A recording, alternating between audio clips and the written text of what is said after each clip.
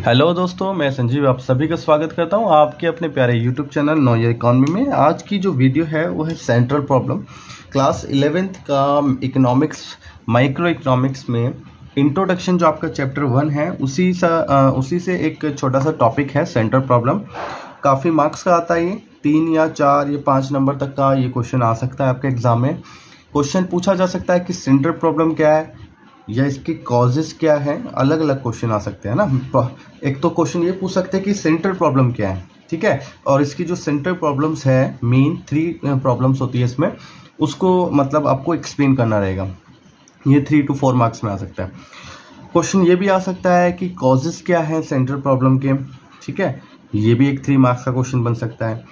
5 number में अगर हम दोनों को ऐड ऑन कर दें कि मीनिंग एंड इसका कॉजेस एंड साथ में सेंट्रल प्रॉब्लम विद एक्सप्लेनेशन, तो ये 5 नंबर में भी आ सकते हैं। तो इस तरीके से 2-4 क्वेश्चन इसमें से बन सकते हैं। चलिए समझते हैं कि सेंट्रल प्रॉब्लम का मतलब क्या है। सेंट्रल प्रॉब्लम, जब आपने जैसे पढ़ा कि हमने बात किया था इकोनॉमिक प्रॉब्लम का, इकोनॉमिक प्रॉब्लम जो होती है वो एक ऐसी प्रॉब्लम होती है जब हमें चॉइस करना पड़ता है किन्हीं भी ऑल्टरनेट्स में से, ठीक है, अपनी अनलिमिटेड वांट्स में से हमें चॉइस करना पड़ता है, या हमें जो लिमिटेड रिसोर्सेज होते हैं उनको मतलब हमें ये देखना होता है हम किस वांट पे इसको एलोकेट करें, तो वहाँ पे हमें चॉइस करना पड़ता है। या हमारे जो रिसोर्सेज है जो हमारे पास अवेलेबल है उन्हीं के अल्टरनेट यूज़ होते हैं, तब भी हमें चॉइस करना पड़ता है। तो इस तरह की चॉइसेस वाली प्रॉब्लम जब हमें फेस करनी पड़ती है उसको हमने इकोनॉमिक प्रॉब्लम का एक नाम दिया, या प्रॉब्लम ऑफ चॉइस भी बोला था उसको।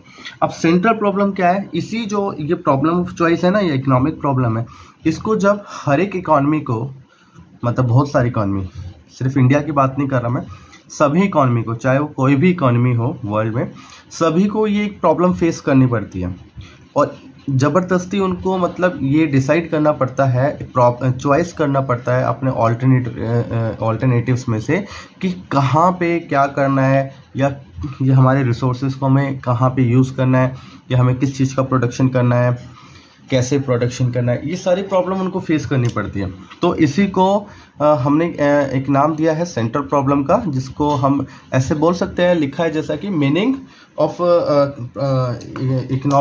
Meaning of central problem is compulsion of making choice by all economy. देखिए सिर्फ एक इकोनॉमी की बात नहीं कर रहे हैं, हम सभी इकोनॉमी की बात कर रहे हैं। तो जब सभी इकोनॉमी को किसी चॉइस करना पड़ता है तो उसी के कंपल्शन को हमने क्या नाम दिया है, सेंट्रल प्रॉब्लम।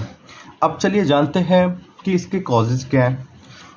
जैसा भी अभी बताया था मैंने कि हमारी जो वांट्स हैं, ह्यूमन वांट्स जो है, ये चीज़ें जो मैंने, ये तीनों चीज़ हैं, ये जो प्रॉब्लम है ये बिल्कुल एज इट इज सेम है जो कि मैंने आपको बताया था इकोनॉमिक प्रॉब्लम को अराइज करने की क्या रीज़न होते हैं, कॉजेस क्या है, उसमें भी हम ये सेम चीज़ एक्सप्लेन कर सकते हैं। और सेंट्रल प्रॉब्लम में भी, क्योंकि डायरेक्टली इनडायरेक्टली उसी से लिंक है, क्योंकि प्रॉब्लम ऑफ चॉइस यहाँ पे भी फेस करना ही पड़ रहा है ना। और प्रॉब्लम ऑफ चॉइस किससे होता है, उन तीनों वजह से जो मैंने बताया था, और वही तीनों वजह यहाँ पे भी आ जाएगी। तो कॉजेज ऑफ सेंट्रल प्रॉब्लम हम बोल सकते हैं कि ह्यूमन वांट्स होती है, यानी कि हमारी जो डिज़ायर्स होती है वो अनलिमिटेड होती है, और अनलिमिटेड वांट्स की वजह से हमें क्या करना पड़ता है, चॉइस करनी पड़ती है। तो वहाँ पे जब चॉइस ही आ गई तो सेंट्रल प्रॉब्लम इसी को फेस करते हैं, क्योंकि सभी को ये फेस करना पड़ता है, सिर्फ एक की बात नहीं कर रहे, इसलिए सेंट्रल प्रॉब्लम है। लिमिटेड इकोनॉमिक रिसोर्सेज, हमारे रिसोर्सेज क्या है, लिमिटेड है, और हर एक इकोनॉमी के रिसोर्सेज भी क्या है, लिमिटेड है। चाहे वो यूएस हो, चाहे वो इंडिया हो, चाहे वो पाकिस्तान हो, चाहे वो श्रीलंका हो, चाइना हो, छोटी से छोटी इकोनॉमी, बड़ी से बड़ी इकोनॉमी, सभी के पास रिसोर्सेज हो सकता है कि एक के पास दूसरे से ज़्यादा हो सकते हैं, पर जिस पे ज़्यादा है उस पे भी है तो लिमिटेड ही ना। जैसे ओपेक कंट्रीज़ है, उनके पास हमसे ज़्यादा पेट्रोलियम है, बहुत ज़्यादा पेट्रोलियम है, पर बहुत ज़्यादा पेट्रोलियम का मतलब ये तो नहीं है ना कि भाई अनलिमिटेड है, ठीक है, उसकी भी एक लिमिट है। अगर वो अंधाधुंध निकालने लग जाएंगे तो हो सकता है आने वाले टाइम पे उनके पास वो पेट्रोलियम कम हो जाएगा, ख़त्म हो जाएगा। तो ये प्रॉब्लम उनको भी फेस करनी पड़ेगी, क्या प्रॉब्लम चॉइस की। इसलिए हर एक इकॉनमी को फेस करना पड़ता है, क्योंकि उनके पास रिसोर्सेज लिमिटेड होते हैं। तो ये भी इकोनॉमिक प्रॉब्लम जो है सेंट्रल प्रॉब्लम को राइज देती है, ये भी उसका एक कारण है। अब है ऑल्टरनेटिव यूजेस ऑफ रिसोर्सेज। देखिए मैंने एक और वीडियो अभी जो कल डाली थी जिसमें मैंने आपको बताया था कि जो हमारे रिसोर्सेज होते हैं, इकोनॉमिक रिसोर्सेज और ह्यूमन वांट्स होती है, उनकी करेक्टरिस्टिक्स क्या होती हैं। है ना। अब वो देखना, उसमें मैंने आपको समझाया था कि ऑल्टरनेटिव यूजेस का मतलब क्या होता है, ठीक है। जो रिसोर्सेज है उनके ऑल्टरनेटिव यूजेस होते हैं, तो वो ऑल्टरनेटिव यूजेस जो है वही एक कारण बनते हैं सेंट्रल प्रॉब्लम का। क्योंकि जब एक ही चीज़ के बहुत सारे यूज़ हो रहे हैं, तो बहुत सारे यूज़ होने की वजह से वहाँ पे उसको चॉइस करना पड़ता है कि इस चीज़ का यूज़ मैं कहाँ पे करूँ, ठीक है। तो उसको ये प्रॉब्लम फेस करनी पड़ती है चॉइस की, और चॉइस की जब प्रॉब्लम फेस करनी पड़ रही है, सभी को प्रॉब्लम फेस करनी पड़ रही है, तो ये सेंट्रल प्रॉब्लम बन गया, ठीक है। तो ये तो दो चीज़ें आपकी क्लियर हो गई, एक तो इसका मीनिंग क्या था और इसके कॉजेस क्या है। अब हम बात कर लेते हैं कि एक्चुअली में जो मेन क्वेश्चन है इसका कि सेंट्रल प्रॉब्लम कौन कौन सी है। मतलब हम सेंट्रल प्रॉब्लम बोल रहे हैं, पर है कौन सी वो सेंट्रल प्रॉब्लम। तो हम यहाँ पे तीन मेन चीज़ों की बात, सेंट्रल प्रॉब्लम की बात करेंगे। इसको हम बोल सकते हैं, तीनों के लिए हम यूज़ कर सकते हैं problem of allocation of resources, ठीक है, एलोकेशन ऑफ रिसोर्सेज। तो ये तीनों को हम साथ में इसके अंदर ही, मतलब ये इसका एक हेड हो गया और ये उसके सब हेड्स हो गए, ठीक है। तो एलोकेशन जो होता है रिसोर्सेज का, यानी कि रिसोर्सेज को, जो हमारे पास लिमिटेड रिसोर्सेज है, यानी कि इकोनॉमी के पास जो लिमिटेड रिसोर्सेज है, उसको कहाँ कहाँ पे यूज़ करे, कहाँ कहाँ पे बांटे, ताकि उसकी जो अलग अलग नीड्स है, या उसकी जो डिज़ायर्स है, या उसकी जो एम्स है, वो उसके फुलफिल हो जाए, या उनको वो अचीव कर सके, या अपने जो लिमिटेड रिसोर्सेज है उनका ऑप्टिमम यूज़ कर सके, उसका मैक्सिमम यूज़ कर सके, और उनका इस तरीके से यूज़ करे कि उसकी जो सेटिस्फैक्शन है उसको मैक्सिमम गेन हो, ठीक है। यानी कि भाई देखो, जैसे मैं हूँ, मैं अगर 10,000 अर्निंग करता हूँ, तो मैं 10,000 को इस तरीके से स्पेंड करना चाहूँगा कि मेरे को, जैसे मेरे पास कई कॉम्बिनेशंस हैं कि मैं ए और बी खरीद सकता हूँ, बी और सी खरीद सकता हूँ, सी और डी खरीद सकता हूँ, ए और सी खरीद सकता हूँ। पर मैंने वो वाला कॉम्बिनेशन लिया इस 10,000 रुपीज़ में जिसमें मेरे को मैक्सिमम सेटिस्फेक्शन मिल रहा है। मतलब ऐसी चीज़ों पे खर्च करके जहाँ पे इनको 10,000 रुपये को मैं स्पेंड कर दूँ और मेरे को जो सेटिस्फेक्शन मिले इनमें से सबसे ज़्यादा उस पे मिले, तो मैं उस पैसे को वहीं पे लगाऊंगा, ठीक है।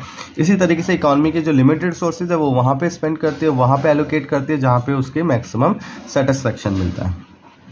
तो तीन जो प्रॉब्लम है एलोकेशन ऑफ रिसोर्सेज के अंडर, वो है व्हाट टू प्रोड्यूस, ठीक है। सबसे पहली प्रॉब्लम है व्हाट टू प्रोड्यूस। अब इसको समझ लेते हैं कि ये होता क्या है व्हाट टू प्रोड्यूस। जैसे कि समझ में ही आ रहा हो नाम से कि इसमें ये डिसाइड किया जाता है कि किस चीज़ का प्रोडक्शन करना है। इकॉनमी अपने रिसोर्सेज को वहाँ पे एलोकेट करना चाहेगी जहाँ उसको, मतलब उसकी जो नीड है, जो उसको लगता है, जैसे कि अब उसके पास बहुत सारे ऑप्शन हैं। हम अपने रिसोर्सेज को, जैसे मैन पावर है, लैंड है, लेबर है, इन सभी का यूज़, कैपिटल का, मशीनरी का यूज़ हम बहुत सारी चीज़ों के लिए कर सकते हैं। मैं उससे मतलब डिफेंस के लिए सामान बना सकता हूँ, मैं उससे कुछ टेक्नोलॉजी से रिलेटेड जो हाईटेक्स वाली चीज़ें होती है उनमें उसका प्रोडक्शन में यूज़ कर सकता हूँ, उससे मैं एग्रीकल्चर में यूज़ कर सकता हूँ।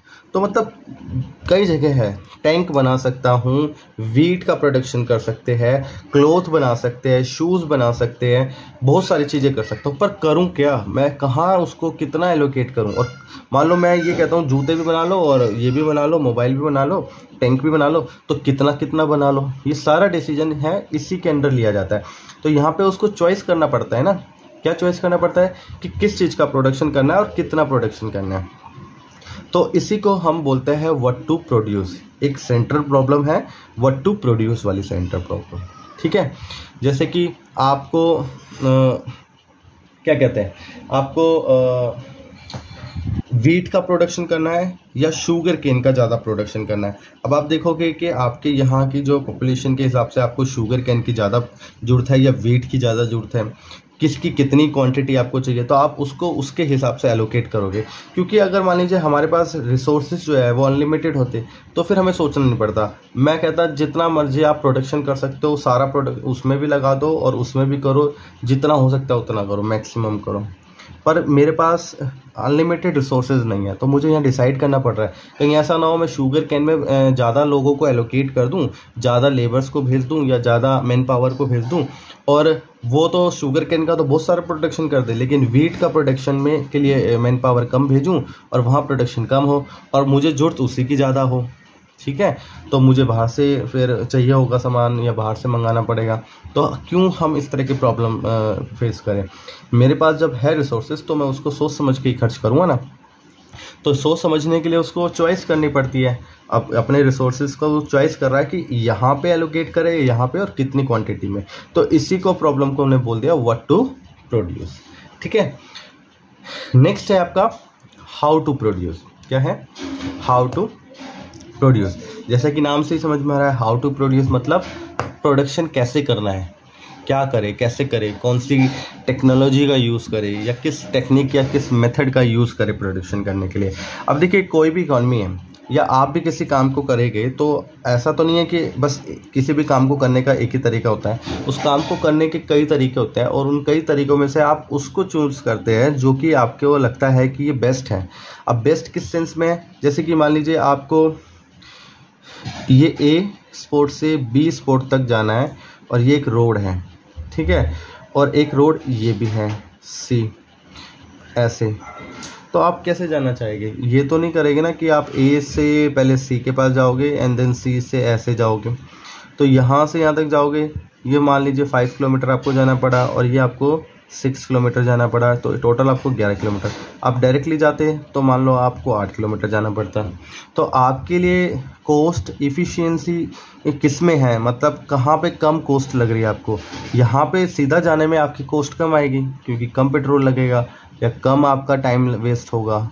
ठीक है, अब क्योंकि आप ये भी तो कह सकते हो ना कि मैं तो पैदल जाऊँगा, है ना, तो कम पैदल जाओगे, चलो मान लिया पैसा खर्च नहीं होगा, लेकिन टाइम तो यहाँ पे कम लगेगा और यहाँ पे ज़्यादा लगेगा। तो आप मेथड ये वाला चूज़ करोगे। इसी तरीके से इकॉनमी के पास भी बहुत सारे मतलब वेज होते हैं, बहुत सारे मेथड्स होते हैं कि वो जिनका यूज़ करके प्रोडक्शन कर सकता है। अब उसको प्रोडक्शन करना है ए या बी किसी चीज़ का, जैसे कि भाई वो कैपिटल इंटेंसिव प्रोडक्शन करे या फिर लेबर इंटेंसिव प्रोडक्शन करे, मतलब कौन सा मेथड यूज़ करे। लेबर इंटेंसिव है तो लेबर का ज़्यादा यूज़ करेगी, मतलब जो हमारे फैक्टर ऑफ प्रोडक्शन होते हैं उनका कौन से प्रोपोर्शन में यूज़ करे, लेबर का ज़्यादा यूज़ करे या कैपिटल का ज़्यादा यूज़ करे या किस चीज़ का ज़्यादा यूज़ करे, है ना। तो इन तरीके से इसमें मतलब ये डिसाइड किया जाता है कि कैसे प्रोडक्शन करना है, कौन से मेथड से प्रोडक्शन करना है, और हम वो वाला चूज़ करेंगे ऑब्वियसली जिसमें हमारी कॉस्ट कम आएगी। जैसे इंडिया जैसी इकॉनमी में जहाँ पे मैन पावर बहुत ज़्यादा है, तो वहाँ पे वो चाहेगी कि लेबर इंटेंसिव टेक्निक्स का हम यूज़ करें, या ये डिपेंड ये नहीं है कि खाली कि सिर्फ इंडिया पे बात करें हम, इंडिया या क्योंकि इंडिया एक पॉपुलेटेड कंट्री है, तो मतलब नेचर क्या है काम का, किस तरह का काम हो रहा है, उस पर भी डिपेंड करता है कि उसमें हो सकता है कैपिटल ज़्यादा इन्वेस्ट करने से उसकी पर जो प्रोडक्शन है पर आइटम की पर आउटपुट की कॉस्ट कम आए। तो ये डिसीजन लेना पड़ता है इकॉनमी को। ठीक है, तो ये हो गई आपकी हाउ टू प्रोड्यूस वाली प्रॉब्लम। अब ये जो लास्ट वन है फॉर हुम टू प्रोड्यूस, ठीक है, ये भी एक इम्पॉर्टेंट प्रॉब्लम है जो कि सेंट्रल प्रॉब्लम के अंदर ही आता है, एलोकेशन ऑफ रिसोर्सेज में। इसमें आपको ये डिसाइड करना पड़ता है कि जो आपकी इनकम जनरेट हो रही है या जो आप प्रोडक्शन कर रहे हैं, जो चीज़ आप प्रोडक्शन हो रहा है आपका, जैसे कि भाई प्रोडक्शन होने से होता क्या है, इनडायरेक्टली इनकम ही तो जनरेट होती है ना, क्योंकि आप किसी भी चीज़ का प्रोडक्शन कर रहे हैं तो प्रोडक्शन करने वाले लोग जो हैं, जो उसके फैक्टर्स हैं प्रोडक्शन के, तो जैसे कि कौन कौन है, लैंड है, लेबर है और कैपिटल है और एंटरप्राइजेज है। तो यही लोगों तो को बदले में कुछ पैसा मिलता है। जैसे कि आपने 10 रुपये की चीज़ जनरेट करी, ठीक है, या 1000 मान लेता है, आपने एक चीज़ बनाई जो कि 1000 की मार्केट में वैल्यू है और वो सेल होएगी 1000 रुपीज़ में। तो इस 1000 रुपीज़ से जो पैसे आएंगे वो किन किन में बटेंगे? एक तो लैंड को मिलेगा, ठीक है, दूसरा लेबर, तीसरा कैपिटल और चौथा एंटरप्राइजेस। ठीक है, अब लैंड को क्या मिलेगा? लैंड को मिलेगा रेंट, लेबर को क्या मिलेगा, लेबर को मिलेगा वेजेस, कैपिटल को क्या मिलेगा, कैपिटल को मिलेगा इंटरेस्ट, और इंटरप्राइजेस को क्या मिलेगा, प्रॉफिट। तो ये 4 चीज़ें चली जाएगी। ये जो पैसा है इस रूप में इन लोगों को बच जाएगा। तो फॉर हुम टू प्रोड्यूस से हम मतलब ये निकाल सकते हैं इनडायरेक्टली जो प्रोडक्ट है वो किसके लिए बना है, या ये जो इनकम है वो किन लोगों में बटे। तो इकॉनमी ये डिसाइड करेगी। अब इकॉनमी डिसाइड करते वक्त ये सोचेगी ना कि भाई कम से कम मिनिमम कंजप्शन सभी लोग कर सके, कि भाई कितना कितना शेयर जो इसमें से आया किस किस प्रपोर्शन में इन लोगों को मिले, कि इसको 20%, इसको 15%, या इसको 30%, या इसको 50%। वो उनकी मेहनत के हिसाब से भी, और साथ में इस चीज़ का भी ध्यान रखा जाएगा कि भाई ऐसा ना हो कि इसको तो सिर्फ 2 रुपये मिल रहे हैं 1000 रुपये में, तो नहीं इसको तो 2 रुपये मिले और बाकियों को मिल गए भाई किसी को 100 रुपये, किसी को 300 रुपये, किसी को 500 रुपये। तो इस तरीके से जो शेयर था 1000 रुपये में से ये एक तरीके से इनजस्टिसली मतलब जो है डिस्ट्रीब्यूट हुआ इनके बीच में जो फैक्टर्स थे इसके। तो गवर्नमेंट को यहाँ पे डिसाइड करना पड़ेगा, इकॉनमी को ऐसा डिसाइड करना पड़ेगा कि मिनिमम कंजप्शन के लिए सभी फैक्टर्स में इस तरीके से बांटा जाए या इस प्रोपोर्शन में बांटा जाए। ठीक है, तो ये भी एक तरह की प्रॉब्लम ऑफ चॉइस है। एंड यह आज हमने तीनों जो सेंट्रल प्रॉब्लम थी वो डिस्कस कर ली, what to, how to and for whom to produce. इसमें अगर अभी भी आपको कोई डाउट है तो मुझे कमेंट सेक्शन में बताना है, उसके ऊपर मैं वीडियो बनाऊंगा या आपको पर्सनली गाइड करूंगा। अगर वीडियो पसंद आया हो तो दोस्तों शेयर करना, लाइक करना और चैनल को सब्सक्राइब करना मत भूलना, ताकि इसी तरीके की जो आपकी इकोनॉमिक्स से रिलेटेड क्लासेस है वो उसके रिलेटेड वीडियोज़ जो है आपके पास लगातार आते रहे। धन्यवाद दोस्तों, बाय बाय।